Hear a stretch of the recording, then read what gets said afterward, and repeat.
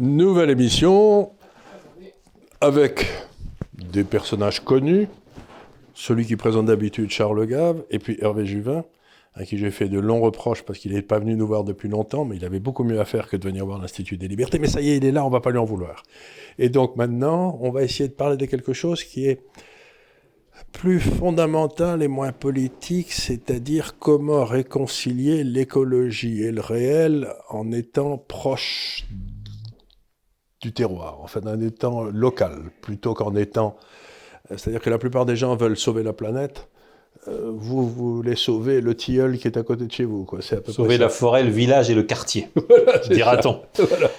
Vous savez, je suis parti, Charles, d'abord, merci de m'accueillir une nouvelle fois dans votre émission. Tant que vous voulez. Dont j'apprécie beaucoup le format parce qu'il permet la liberté de discussion et puis permet aussi d'aller assez loin dans les sujets, d'essayer d'aller un peu au fond. Vous savez, sur ce sujet, je crois, nouveau et important du localisme, je suis moins parti de l'écologie, de la nécessité de préserver notre belle France, que je suis parti du drame démocratique que nous sommes en train de vivre. Vous le savez aussi bien, voire mieux que moi, on a un certain nombre de maires, y compris de grandes villes, qui ont été élus par 10 ou 15% seulement des électeurs. À chaque élection, on le confirme, les Français sont de moins en moins nombreux à aller aux urnes. Et donc nous vivons un véritable drame démocratique, puisque le grand gagnant de toutes les élections, c'est l'abstention. Je crois qu'une des raisons de cette abstention qui est en train de ruiner notre démocratie, je le répète, c'est que nous sommes gouvernés par des technocrates qui nous méprisent totalement, et nous sommes des Français qui haïssent et qui détestent les technocrates qui nous méprisent. Il suffit de voir le ton merveilleux avec lequel Jean Castex s'adresse à peu près tous les soirs aux Français pour leur apprendre la vie. Ces gens-là nous méprisent, et nous les détestons, et nous voudrions que d'autres prennent leur place. Et ils veulent que j'aille bouffer dans la cuisine, Pépé et Mémé, alors que les enfants sont dans la salle à manger. Ce qui est simplement insultant et méprisant. C'est idiot surtout. Je crois que la réponse, et j'en arrive à cette conclusion avec quelques amis, c'est que la réponse à cette question, elle passe beaucoup par il faut que les Français reprennent le contrôle de ce qui les concerne. Et ce qui les concerne, c'est d'abord ce qui se passe dans leur rue, dans leur quartier, dans leur village, sur leur coin de terre. Qu'on leur rende l'initiative, et à cet égard, le référendum d'initiative locale est évidemment quelque chose qu'il faut inscrire au fronton de notre République. Mais à cet égard, le fait de redonner un sens à ce qui s'est appelé décentralisation, et qui a été surtout une multiplication des postes, des budgets, et un moyen pour que plus personne ne soit responsable de rien, il faut redonner son vrai sens à la décentralisation, qui est de redonner le pouvoir au plus près du terrain possible. Mais vous savez que le but de toute technocratie, c'est d'organiser un système où personne n'est responsable de rien. Tout à fait. L'Union européenne en étant un merveilleux exemple, puisque ce à quoi j'assiste à peu près chaque semaine, c'est que les fonctionnaires de l'Union européenne acceptent d'être jugés sur leurs bonnes intentions, mais jamais sur leurs résultats. Nous avions de bonnes intentions. Peu importe que ça ait donné lieu à des catastrophes, personne n'y fait attention, on repart dans le paradis des bonnes intentions. Personne ne leur a dit que l'enfer est pavé de bonnes intentions, ça, on ne leur a pas dit. Tout à fait. J'ai connu, Charles, l'époque où, sur la place de la mairie, sur la place de l'église, à la sortie de la messe du dimanche, à peu près chacune ou chacun pouvait aller voir monsieur le maire ou le secrétaire de mairie, lui dire « Attendez, là, il y a un vrai problème ». Le secrétaire de mairie, monsieur le maire, sortait son calepin, notait, on avait un responsable et on avait quelqu'un qui pouvait résoudre le problème. Vous essayez de faire la même chose aujourd'hui. D'abord, vous ne les rencontrez plus. Non. Ensuite, si vous avez la chance de les rencontrer, c'est l'interco, ou c'est la région, ou je ne sais pas, il faudra que j'aille demander à la pléthore de fonctionnaires de la mairie, parce que plus personne ne sait qui est responsable de quoi. C'est la négation de la vie démocratique, c'est la négation de la responsabilité de l'élu, et c'est la négation du localisme, c'est-à-dire de la responsabilité locale des gens qui y vivent, des choses qui les concernent directement. C'est d'abord ça le localisme, c'est ce qui devrait ramener les Français aux urnes. Bien sûr, vous avez sûrement lu le livre de Nassim Taleb, là, dans lequel il dit « Je veux que mon élu boive la même eau que moi ». C'est-à-dire qu'il soit là, que je le vois, quoi. Ça me paraît un truc extraordinairement important, mais il y a quelques jours, j'étais à Toulouse, enfin il y a quelques temps, et j'ai pris un taxi qui pestait, comme souvent les taxis, mais enfin qui pestait, parce que, disait-il, il devait installer de l'eau, ou je sais pas quoi, faire un raccordement d'eau dans sa maison quelque part dans la banlieue toulousaine, et il avait 3 administrations qui devaient aller voir et qui se renvoyaient les unes aux autres. Si vous voulez, donc la ville de Toulouse, vous aviez la région, vous aviez l'intercommunalité, le type il s'arrachait les cheveux. Et donc on avait organisé un système qui était complètement incompréhensible pour le français de base et où personne n'était responsable. Tout à fait.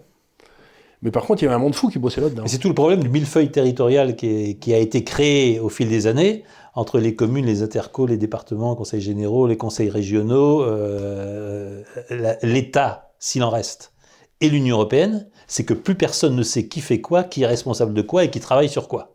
Et c'est une gabegie invraisemblable. Regardez la hausse des dépenses des collectivités territoriales, les palais de régions qui se sont multipliés, etc. On pourrait aller très loin.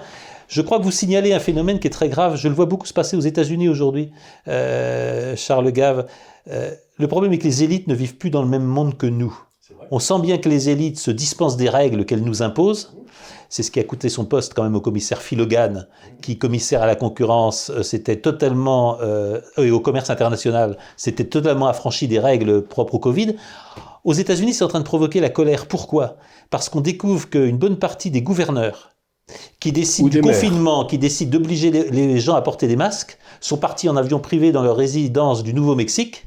Et donc, c'est hors des États-Unis, dans des petits paradis qu'ils se sont aménagés pour eux, qu'ils vont donner des ordres qui perturbent gravement la vie de leurs administrés. Je pense que c'est plus possible. Il faut recréer la proximité entre les élus et les peuples. À cet égard, le non-cumul des mandats est un drame. Oui, mais absolument. Mais c'est ce qui s'est passé à Versailles quand on a pris toutes les familles nobles de France et qu'on les a mis dans un endroit où ils ont rompu le contact entre ces familles et leur terroir.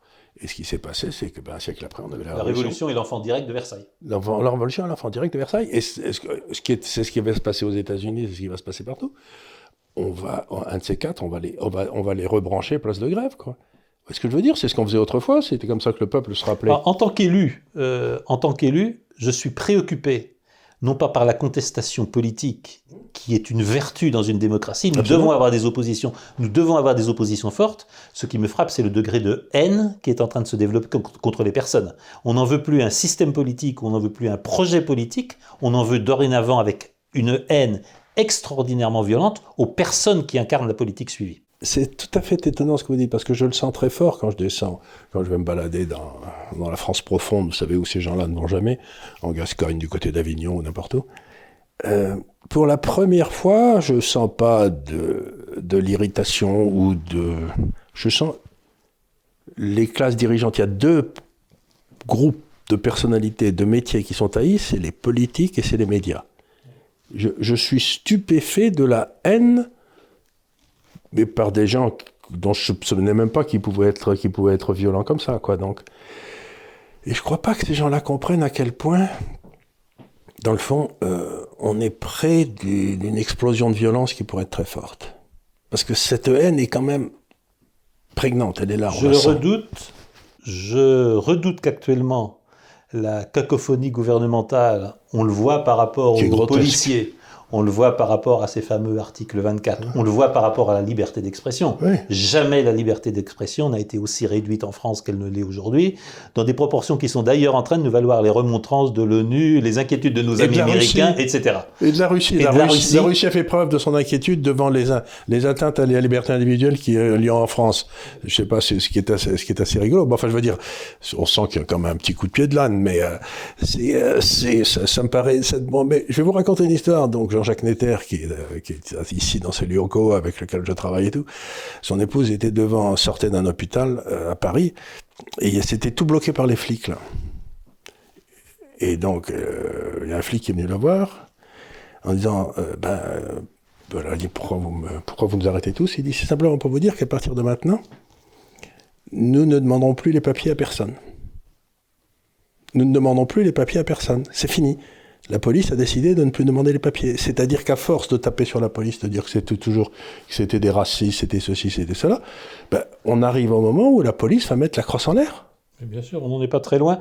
Si on se faisait communiquer, ou si nous avions communication des arrêts maladie, notamment pendant les manifestations, les émeutes des Gilets jaunes, si nous avions communication des arrêts maladie à la fois des compagnies de CRS et des fonctionnaires de la préfecture de police de Paris, je crois que les Français seraient très étonnés parce qu'on a eu des taux absolument aberrants de policiers, de fonctionnaires de police qui se faisaient porter pâle, tout simplement parce qu'ils n'avaient pas envie d'y aller et probablement parce qu'ils n'avaient pas envie de crever les yeux ou de briser les crânes de gens avec qui, fondamentalement, ils se sentaient solidaires. Et quelque part, ils n'ont pas envie de défendre leur chef. Tout à fait. Si vous voulez, c'est que... Qui peut avoir envie de les défendre aujourd'hui? Personne. Et ce sont des gens qui... moi, ce qui me surprend le plus là-dedans, c'est à quel point ils n'ont pas le sens de l'humour. Parce que ils font des trucs, mais qui feraient hurler de rire n'importe qui. Et ils vous le disent sérieusement, quoi, comme l'histoire du gars, vous allez en Suisse, mais vous n'avez pas le droit de skier parce que vous êtes français en Suisse. Mais enfin, je veux dire, d'abord, quelle est la loi qui leur permet de dire ça? Quel est je veux dire, on a le droit d'aller en Suisse, les frontières sont ouvertes. Alors, ils sont quand même comiques involontairement. On mais a eu c'est droit ça, d'affirmation, les masques ne servent à rien. 3 mois après, la même nous disait, l'inénarrable Sibeth Ndiaye nous disait, il faut porter des masques. On a eu les incroyables Salomon, on a eu l'incroyable Olivier Véran qui se contredisent à peu près tous les mois, qui s'estiment toujours avec le même sérieux, la même arrogance, faire la leçon aux Français. Et ce qui m'étonne le plus quand vous regardez ça, c'est la première fois dans l'histoire de France qu'on a donné l'ordre d'interdire un médicament qui ne présente à tous les médecins. Tout à fait. Mais les Français sont extraordinairement conscients de ça. Mais c'est une histoire de fou, c'est un médicament qui n'a jamais fait mal à personne. Ça me ramène à un problème profond, c'est que ces gens-là sont au pouvoir.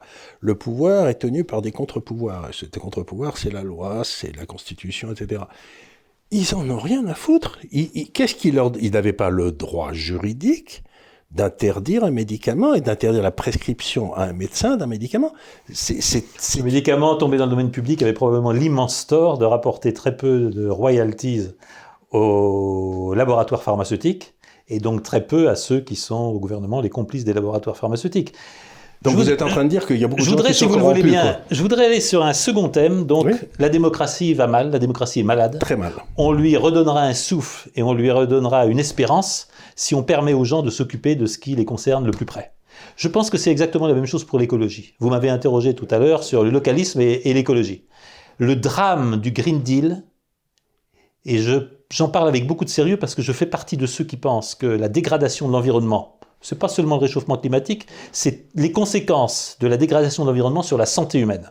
Vous savez que l'espérance de vie a commencé à reculer aux États-Unis et en Grande-Bretagne, essentiellement à cause de la malbouffe, à cause de tous ces aliments saturés de graisse, saturés de sucre, qui font que vous développez des maladies précoces. Il n'y a jamais eu autant d'enfants obèses dès 10 ans, oui. Et jamais eu d'enfants développant des cancers, des maladies dégénératives dès 10 ou 15 ans. Bref, c'est le problème de la santé humaine, le problème de l'environnement. Et j'ai très peur que le Green Deal, c'est-à-dire ces décisions totalement technocratiques, venues d'en haut, sans aucun rapport avec le territoire, ça rende tout simplement l'écologie haïssable à la majorité des Français et des Européens. Et ça, c'est une catastrophe. Je vais prendre l'exemple qui est le plus frappant, c'est celui du programme absolument délirant que veut imposer l'Union européenne. La Commission veut nous faire avaler un programme de plus de 600 milliards d'euros pour installer des éoliennes partout sur les côtes et partout sur le territoire européen. Des estimations qu'il faudrait vérifier disent qu'il n'y a plus aucun point du territoire français qui ne serait pas à 15 ou 20 km en vue d'un parc d'éoliennes. Ça, c'est une destruction du paysage français. C'est une destruction d'un des patrimoines que l'humanité nous envie, le merveilleux paysage français qui est sculpté par la main de l'homme depuis 2 millénaires, pour faire simple. Les éoliennes sont en train de le détruire. Est-ce que vous pensez que les multiples associations de riverains, tous ceux qui voient le prix de leur maison divisé parce qu'on implante un parc d'éoliennes, tous ceux qui ont peur des conséquences sur la santé humaine, tous ceux qui savent que les éoliennes, ça massacre les oiseaux migrateurs, les chauves-souris, etc. Est-ce que vous pensez qu'ils arrivent à se faire entendre? Il y a un blocage absolu. La parole officielle, la parole qui se repeint en vert, c'est que les éoliennes, ça rapporte par milliards. Les éoliennes, ça permet de piquer l'argent du contribuable par milliards, parce qu'il faut voir les coûts auxquels l'électricité produite par ces éoliennes est rachetée. Donc les éoliennes, c'est probablement des plus belles escroqueries actuelles. Tout à fait. Par les Français, parce que la façon dont ça se passe, c'est qu'on augmente votre facture de l'EDF. Tout à fait. On vous fait payer. On vous fait payer le coût des renouvelables. Et il n'y a que 3 ou 4 personnes qui touchent ces rentes. C'est les gens qui ont monté. On a fait un documentaire très bien sur les éoliennes. Et donc je suis très inquiet. Les éoliennes sont un bon exemple du vol de nos paysages, de la destruction de notre patrimoine historique français, la beauté du paysage et la bonté du paysage français. Et ça, c'est quelque chose qui est en train de nous être imposé d'en haut sans aucune considération pour les réalités locales. Vous connaissez les exemples, on a failli implanter un parc d'éoliennes au pied de la cathédrale de Béziers, on a failli implanter un parc d'éoliennes au pied de la basilique de Vézelay, et on a ces monstrueux programmes d'éoliennes au large de Fécamp, au large de la baie de Saint-Brieuc, qui vont casser quelques-uns des plus beaux paysages de France. Quelle est la solution? Ça va finir dans le terrorisme, ce truc. Ouais. On va foutre des bombes sous les éoliennes. La condition, c'est d'abord que les Français reprennent leur destin en main et que les associations de défense contre les éoliennes, dont certaines gagnent et parviennent à arrêter des projets, l'emportent. La deuxième chose, c'est de pas... Mais ça suppose des juges qui sont indépendants. Ça suppose d'abord une mobilisation citoyenne. Quand il y a une mobilisation forte, les juges y regardent à deux fois. Ça suppose aussi qu'on revienne sur une loi absolument scandaleuse qui a été en partie censurée par le Conseil constitutionnel, qui est la loi ASAP, votée il y a 15 jours par le Parlement français, as soon as possible. Ça veut dire que quand un préfet estime qu'un projet industriel ou un projet immobilier est urgent et prioritaire, il peut passer outre les expertises publiques, il peut passer outre les enquêtes publiques d'opinion pour décider ce projet va se faire, je donne ma signature et il n'y a plus aucune enquête qui a lieu. Là, c'est faire sauter toutes les réglementations de protection de l'environnement et c'est carrément un crime contre l'environnement qui vient d'être voté par nos députés, voici 15 jours, la fameuse loi ASAP. Et alors, attendez une seconde là, je vous arrête une seconde là, mais le Conseil d'État ne dit rien ? Ça sera certainement porté devant le Conseil d'État. Je constate que le Parlement l'a voté, le Conseil constitutionnel a invalidé un certain nombre de dispositions de la loi, mais la loi reste en l'état. Et donc elle va permettre au préfet, par sa signature, de s'affranchir d'à peu près tous les contrôles environnementaux et sanitaires qui sont prévus dans la loi. Je prendrai d'autres exemples, Charles, sur cette dépossession. Je peux vous dire ce qui va se passer. Le prix des préfets va monter pour la corruption, là, parce que maintenant, ça sera tellement simple de corrompre un préfet. Ça pose des problèmes, y compris parce qu'on ne sait pas si ça ne peut pas toucher à la loi littorale et à la préservation de notre littoral et de nos côtes. Ça ne peut toucher au périmètre de préservation des bâtiments historiques, oui. etc., etc. Ça peut. C'est un sujet extrêmement explosif. Ça peut toucher au truc historique ? On craint que certains préfets l'interprètent comme cela, en ratant des projets touristiques, des projets d'implantation de zones commerciales, etc., y compris à proximité de monuments historiques, ou y compris sur des côtes qui sont aujourd'hui protégées. Mais vous savez, cet exemple n'est pas le seul. Vous m'incitez à aller plus loin sur ces préoccupations écologiques. Le saccage de l'Office national des forêts, qui a pour objectif de préparer sa privatisation. Vous connaissez la technique, vous avez un service public qui marche bien. Oui. Vous licenciez son personnel parce qu'il coûte trop cher, vous lui enlevez ses moyens. 3 ans après, vous revenez en disant « Vous voyez bien, le service public est mal rempli, il vaut mieux le privatiser ». C'est ce qui est en train de se passer avec l'Office national des forêts. Ça veut dire qu'une partie importante des forêts françaises, qui font partie de notre patrimoine tellement cher au cœur de ceux qui vont ramasser les champignons, chasser le sanglier ou tout simplement se promener en famille le dimanche, seraient aux mains d'intérêts privés qui n'auront évidemment d'autre objectif que de le rentabiliser le plus vite possible. Est-ce qu'on va laisser faire la privatisation de l'Office national des forêts ? Vous avez vu le projet que la Commission européenne impose à EDF. Couper EDF en deux en séparant le nucléaire des activités dites civiles qui, elles, devraient être privatisées. On va privatiser les barrages. On va priver les centrales qui sont non nucléaires.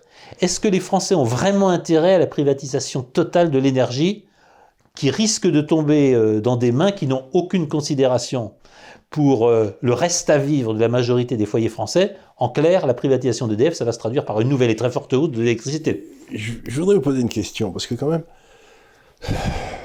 dans mon enfance, dans ma jeunesse, ce qu'on m'a appris, vous aviez la notion de serviteur de l'État, vous savez, qui étaient quand même des hauts fonctionnaires, qui étaient des moines soldats, on leur racontait pas de blagues et tout. Comment se fait-il que notre classe dirigeante, notre classe administrative, soit arrivée à ce degré de corruption, de je m'en foutisme, de après moi le déluge? C'est comme, il s'est passé un phénomène presque culturel en France, où la classe dirigeante a vu ses valeurs absolument s'effondrer. Qu'est-ce qui s'est passé ? C'est la rupture totale avec le territoire qui fait que les gens passés par l'ENA ou par les grandes écoles de commerce estiment être des gens hors sol, ils estiment faire partie de la classe mondialisée, globalisée, qui est la classe supérieure. Et le second point, c'est von Mises, le maître à penser de Hayek et de Friedman, ce qui n'a pas de prix n'a pas de valeur. Je voudrais en prendre un exemple qui est extrêmement frappant, c'est celui des revolving doors, des multiples passages de la haute fonction publique dans laquelle on se fait un carnet d'adresses, au privé dans lequel on valorise ce carnet d'adresses. Ensuite, on revient dans la fonction publique, généralement en servant assez bien les intérêts de l'entreprise qui vous a employé ou de celle que vous avez en vue pour l'avenir. Et puis ensuite, vous repassez dans le privé. On a des exemples extrêmement frappants de cela dans la carrière des commissaires européens. J'étais récemment à examiner le cas d'un commissaire européen qui a quitté son poste de commissaire européen après la dernière élection et le changement de la commission, donc en 2019, qui est en train de poser question pour ses futurs emplois. Il va occuper pas moins de 14 postes d'administrateur dans des sociétés, dont la plupart sont en relation extrêmement étroite avec le poste qu'il occupait précédemment. Je ne peux pas m'empêcher de penser que ça s'appelle vendre son pouvoir et vendre son carnet d'adresses publiques pour en obtenir la rémunération dans le privé. Regardez nos hauts fonctionnaires, regardez nos inspecteurs des finances qui passent dans des banques d'affaires, regardez nos inspecteurs des finances qui passent dans l'industrie et qui, quelques années après, reviennent dans des postes de direction dans leur ministère, avec évidemment l'intention de bien servir les intérêts qui les ont payés et qui les paieront dans leur vie future. Je pense que cette question des mobilités entre public et privé est une question importante.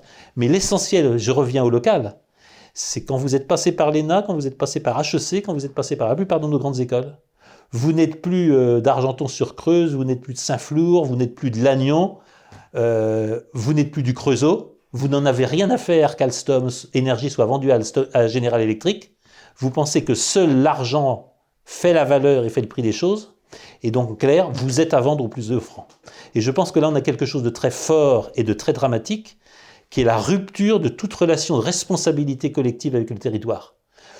Je ne vais pas idéaliser sur le grand patronat du passé, mais le patron du passé qui avait son usine dans la ville et qui vivait dans la ville, il était quelque part co-responsable de ce qui se passait dans sa ville. Si on fait l'histoire des grandes dynasties industrielles, de Saint-Gobain à Peugeot, à Michelin et à combien d'autres, on sait bien que ce sont des familles qui s'estiment responsables de ce qui se passe à Sochaux, de ce qui se passe à Clermont-Ferrand, etc., etc. Ça a été presque totalement rompu. Je me souviens quand même quand à Bercy, on faisait le reproche à Peugeot de ne pas licencier suffisamment pour remplir des objectifs de performance de tout constructeur automobile. Et la réponse de la famille Peugeot était « non, on veut protéger les sites de production ». Je crois que les mêmes reproches ont été faits à Michelin. Vous protégez trop Clermont-Ferrand, vous devriez savoir délocaliser. Là, il y a quelque part un crime contre la France d'une élite globalisée qui occupe les postes de pouvoir dans les ministères, mais qui estime ne voir plus rien à faire avec la France et qui estime être dans un monde totalement globalisé. Le localisme, c'est la réponse à ça. Le localisme, c'est la réponse à tout responsable devrait avoir un ancrage territorial et s'estimer responsable d'un petit coin de France.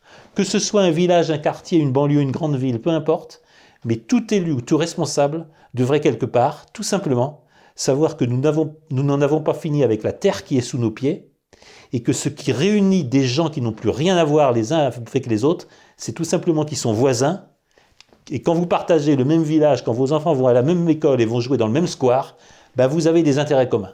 Et nous pensons que c'est à partir de ça qu'il faut reconstruire la démocratie française et qu'il faut reconstruire la République. Mais surtout, donc ça veut dire encore une fois une chose, c'est que, on revient à la discussion qu'on a eue souvent ici, c'est que dans le fond, l'État ne fait plus ses fonctions comme il devrait les faire. Les fonctions régaliennes, elles meurent de faim, elles n'ont plus un rond. La police, il n'y a plus un rond. Là, partout, les infirmières. Justice, les infirmières, tout ça, c'est abominable.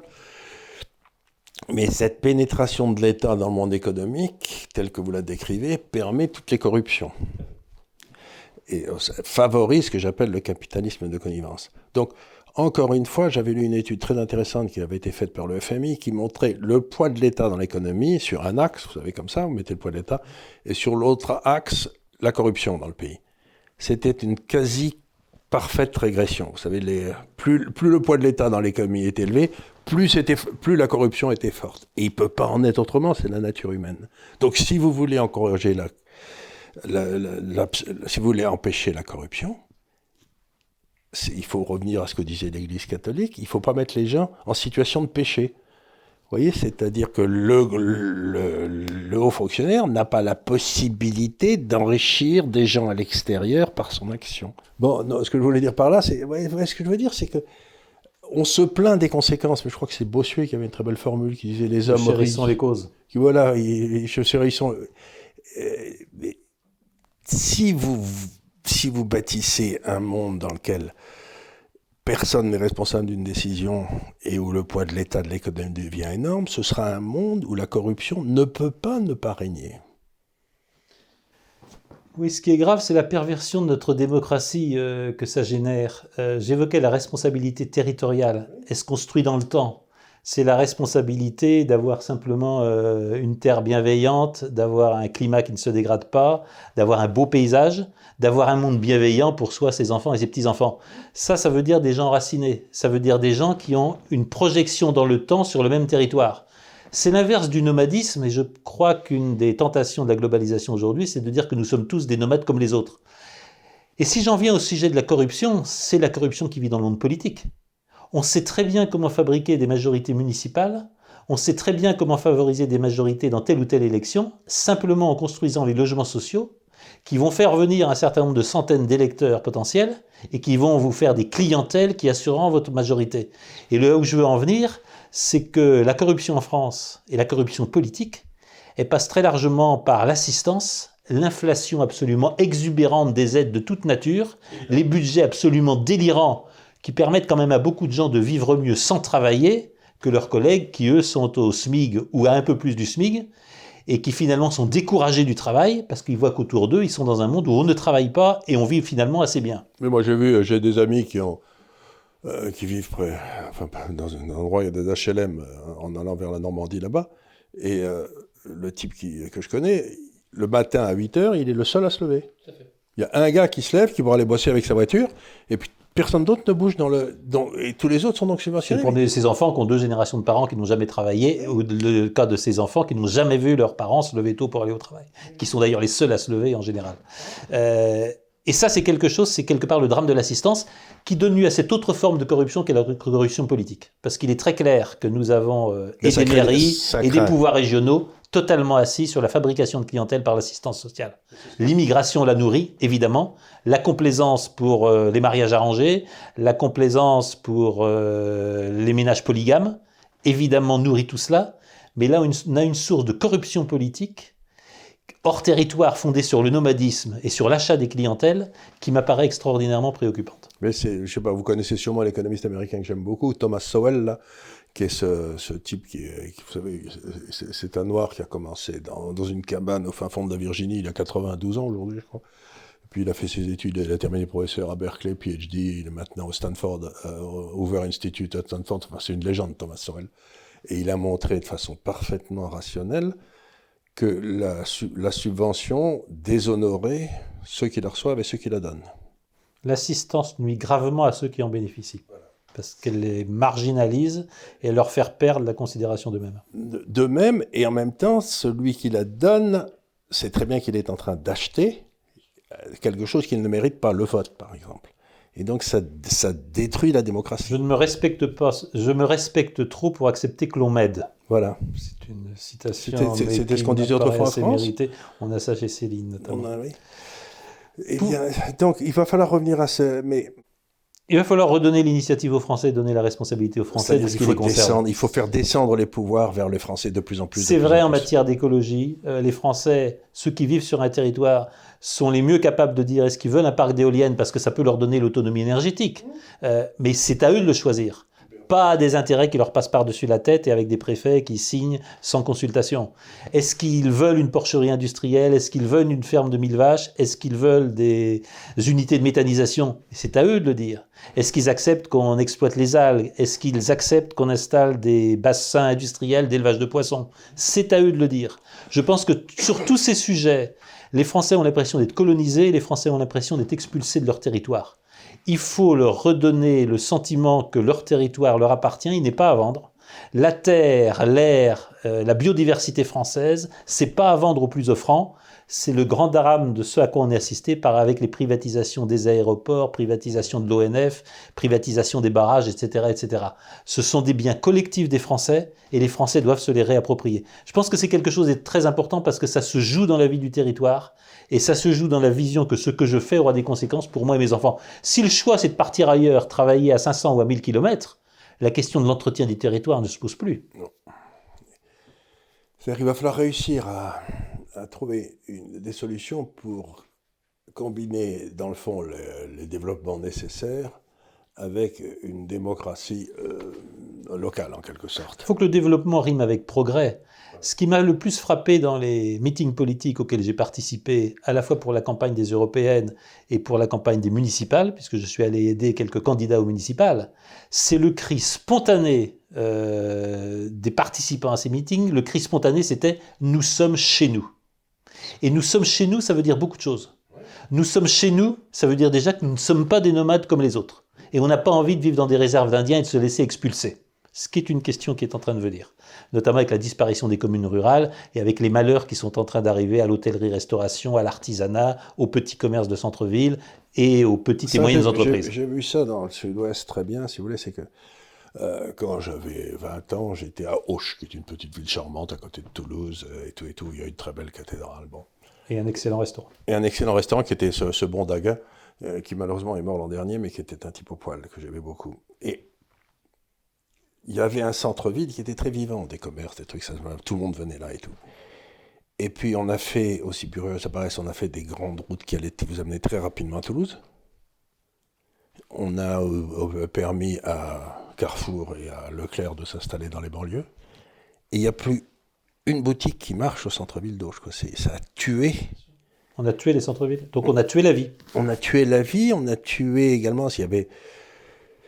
Et ben, si vous voulez, cette espèce de façon de... Bon, je n'ai rien contre le fait que Carrefour... Mais j'ai l'impression que les Italiens ont mieux résisté que nous à l'installation des hypermarchés dans leur parce que quand vous allez en Italie, il y a encore des centres-villes qui leur... Vous savez, c'est un peu la France qui les a inventés, notamment avec les centres Leclerc. Oui. Et la France a laissé ces centres-villes tués par les hypermarchés. On me citait également le cas de ces régions à PACA, dans la région donc Provence-Alpes-Côte d'Azur, où il est impossible pour tout résident d'un centre-ville d'aller faire ses courses à moins de 20 ou 30 km, y compris dans des villes moyennes, parce qu'il n'y a plus que des hypermarchés. Il n'y a plus rien d'autre. Vous n'avez plus une épicerie, vous n'avez plus que des commerces de souvenirs touristiques, généralement fabriqués en Chine d'ailleurs. Vous n'avez plus un seul commerce d'alimentation, acheter une bouteille d'eau minérale, acheter une bouteille de vin. J'ai vu ça dans la région des Vous n'avez plus rien, vous êtes obligé d'aller dans des hypermarchés. Ou dans les galeries commerciales. Dans les galeries commerciales. Et là, on a une déterritorialisation, on a un désaménagement du territoire qui me semble grave parce qu'on est en train de rompre avec 1000 ans d'aménagement du territoire. Et donc, ce qui se passe aussi à ce moment-là, c'est comme il n'y a plus de centre-ville, ben, on ferme les écoles, et puis on ferme l'hôpital, et puis on ferme... Tout s'enchaîne. Et tout s'enchaîne, et on se retrouve finalement...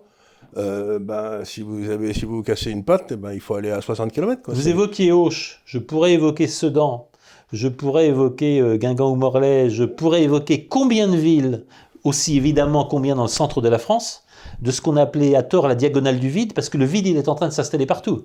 En gros, on a un mouvement d'hypermétropolisation qui fait qu'il y a 4 ou 5 centres en France qui attirent la richesse, les emplois qualifiés, en clair l'argent, et la population de serviteurs qui vont avec. On est en train de récréer les servants du 19e siècle, Uber, etc., etc. Et le reste de la France est en train d'être d'abord totalement délaissé, abandonné, et il est en train de devenir un désert où des petites communautés essayent de survivre en autarcie, en marge du système, mais en étant totalement oubliées par l'État. Il suffit de voir la moyenne des subventions qui arrivent par habitant en Seine-Saint-Denis, comparez-les avec ce qui arrive en Lozère, en Corrèze ou dans quelques autres départements de la diagonale du vide. C'est juste hallucinant. C'est juste hallucinant. Donc, et quelque part, on a... je vois ça très bien aussi. On accroît ça par des législations sociales, c'est-à-dire que, bon, le SMIC, on ne peut pas payer en dessous, mais si vous voulez, le SMIC à Paris, vous crevez de faim, mais le SMIC à... je sais pas, dans la Lozère, à Albi, vous vivez pas si mal que ça avec. Donc, si vous voulez, il faudrait réintroduire de la souplesse dans les mécanismes économiques pour que plutôt aller foutre l'usine au Maroc, on aille la foutre à Albi, quoi. Alors, vous disiez quoi faire, parce que c'est la vraie question. C'est la vraie question. C'est bien de déplorer, mais il faut voir quoi faire. Il y a quand même beaucoup de raisons d'espérer. Le télétravail en est une. Oui. Vous savez qu'on commence à voir, y compris sur le plan immobilier, avec des vrais impacts sur les prix, on commence à voir un mouvement de gens qui quittent l'hypermétropole avec ses prix hallucinants, ses conditions de travail démentielles, son fameux multiculturalisme qui en gros est une déculturation générale, et on a un mouvement très significatif de gens qui disent « je quitte la métropole, je vais vivre dans ces villes moyennes où la vie est meilleure ». Le second élément, je dirais, d'espoir, c'est quand même la demande de qualité de la vie. Je suis très frappé dans les rencontres que je peux faire, alors moins de 30, 35 ans, l'importance d'avoir un accès direct à la nature. L'importance d'avoir des enfants qui sont élevés en voyant des plantes, des arbres, des animaux. Et des copains. Pas dans cet univers minéral, exactement.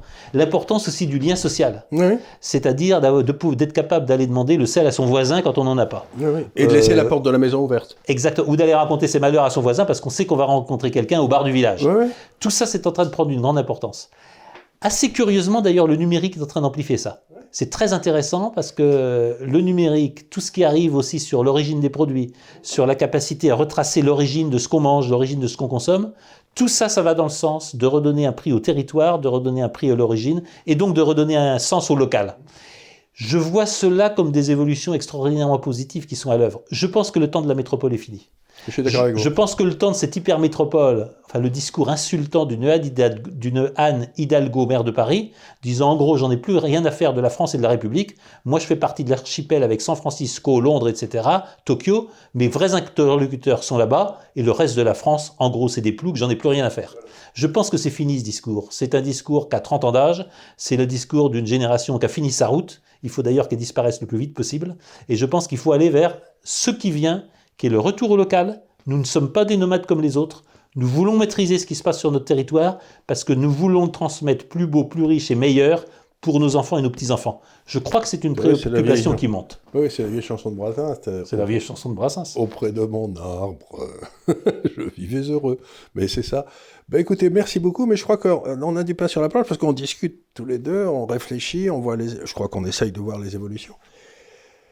Mais ce qu'il y a de stupéfiant, c'est l'espèce de rupture entre ce qui doit être fait et ce que sont capables de faire les élites actuelles. J'ai rarement ça s'écarte de plus en plus. Mais c'est ça, l'écart devient de plus en plus. Et je me demande comment se va résoudre cette espèce de glissement des continents. Vous savez, le Great Reset, le fameux sujet du Davos de 2021 qui fait l'assentiment de toutes nos élites, c'est l'histoire ne compte plus, la géographie ne compte plus, et finalement la réalité ne compte plus, il n'y a plus ce qu'on veut raconter. Et j'assiste exactement à l'inverse, puisque l'idée d'un mouvement localiste suscite beaucoup d'intérêt. J'assiste exactement à l'inverse, et ce qui compte, c'est ce qui se passe près de chez nous, dans notre rue, dans notre village, près de chez nous, et c'est en train de mobiliser les gens. C'est exactement, et l'histoire, ça compte. Et se projeter dans l'avenir avec confiance, ça compte. Oui. L'histoire, la géographie, le fait de faire société, d'être proche de ses voisins, tout ça compte. C'est exactement l'inverse. Je terminerai en disant que la vraie écologie, c'est pas le Green Deal. La vraie écologie, c'est la capacité à s'émerveiller devant un arbre, une fleur, un chevreuil qui passe à travers la route, etc., etc. La vraie écologie, c'est déjà de s'émerveiller devant la vie. Exactement, je suis d'accord. Il n'y a malheureusement pas beaucoup de vie dans ceux qui nous tiennent les grands discours de l'écologie punitive. Il n'y a pas beaucoup de vie dans le Green Deal. Et je crois que la vie a complètement déserté les élites qui font semblant de nous gouverner. Je suis d'accord avec vous. Ben, merci beaucoup. Merci beaucoup, Charles. On continuera. Mais l'étape suivante, c'est qu'il va falloir enclencher une action un jour. Mais ça, on en reparlera. Bien volontiers.